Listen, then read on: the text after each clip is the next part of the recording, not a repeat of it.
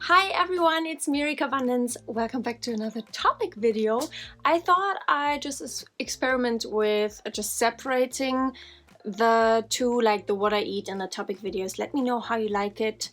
And I try to keep it as precise and short as possible. I was just eating the...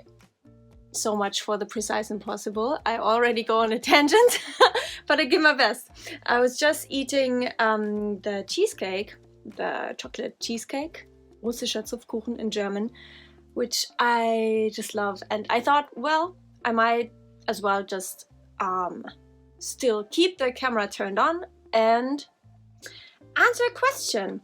It's from Laura from my German channel. If you are German and you're not on my German channel yet, what are you doing? Hop over there and enjoy my content in German language, which is my mother tongue. So she asks, I'm going to, this hair is keeping, this is all of the baby hair, it is really getting on my nerves right now, but I do my best to love it. So, I will translate it instantly. What's your standpoint on the term orthorexia? For me, your former videos, your former attitude to food is pretty much mirrored in this term, like in orthorexia. Exactly in this video, and she commented on my video, like on my what I eat 46 with a muffin and balls in the thumbnail. She says, I really noticed because you kind of explained the difference of white and dark chocolate, that I kind of saw a difference between the two because I was much more afraid of the white chocolate, which I'm talking about there. You can watch it. Not that one term of such a complex illness can really, kind of depict the whole illness, but sometimes it helps to kind of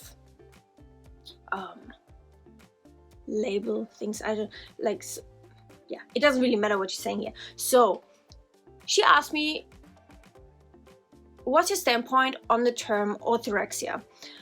So in general, I have basically suffered from orthorexia, but as part of the anorexia.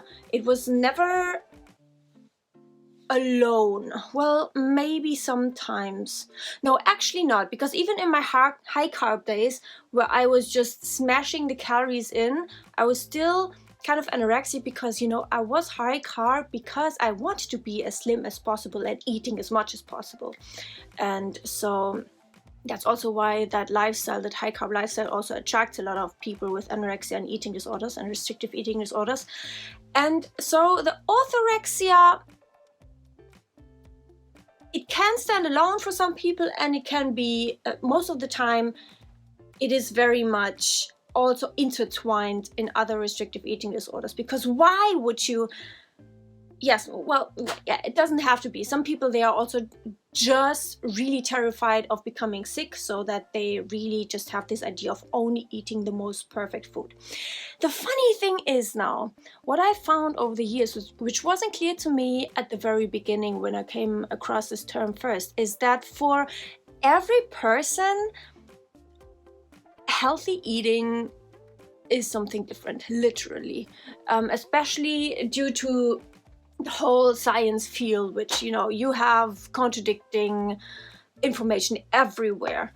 And so for someone, that means they are not eating carbs at all. For someone, that means they're not eating fats at all. For someone, that means they only focus on the protein. For someone, that means being carnivore. For someone, that means being high carb, low fat.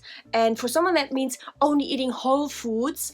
And it's like, so it's so arbitrary already.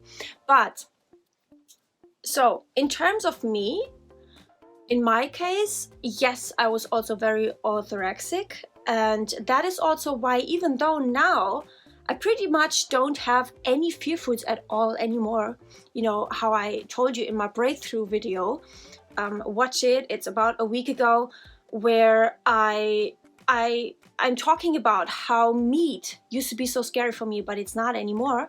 And the reason why I'm still eating the foods that used to be fear foods for me still now, even though they are not a challenge for me anymore, is because I don't ever want to fall back into orthorexia again. And I know that it can be a slippery slope, and I know that we teach our brain by our actions, you know, what it should be scared of and what not. And anything that we avoid teaches our brain to become scared of it and to to develop the fear again.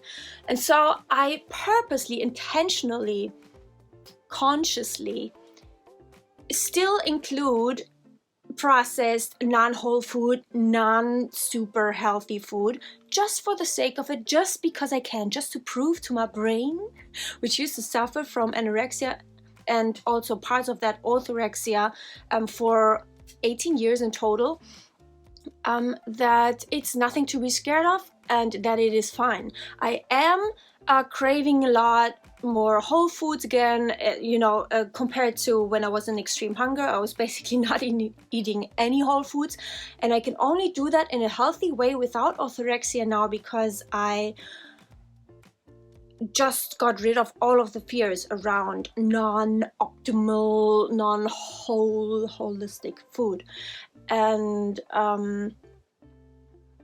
yes, I think I'll leave it at that for this video. If you have any specific questions about this topic of orthorexia and how it was in my case, or if you have questions about your situations, let me know in the comments and I will get to them. I see you in the next video. Bye.